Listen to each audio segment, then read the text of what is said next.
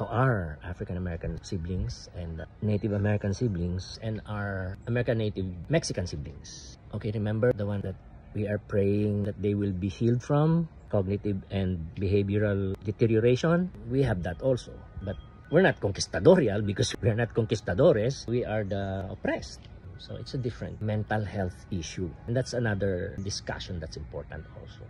What I need to say though, Native American siblings and our American Native Mexican siblings. Hola, buen dia, Dios te bendiga. So to you, your siblings who are Native American / First Nations and American Native Mexicans, do you want your descendants, the ones who will come from you, 100 years from now, that they will develop, I'll just use Mongoloidal because we are Mongoloid. Filipinos, they divided the three, right? Caucasoids, Negroids, and then the Mongoloids. So we are Mongoloids, our Native American siblings and American Native Mexican siblings. Do you want your descendants to develop Mongoloidal, conquistadorial, cognitive, and behavioral deterioration?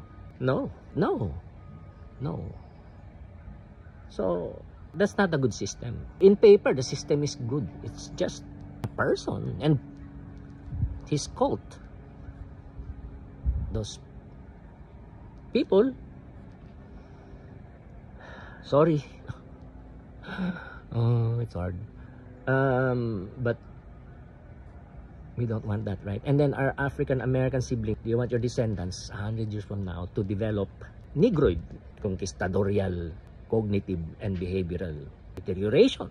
I know to others it's like a stupid dream to dream of real equality in this world, but we have to aim for that. We can achieve it.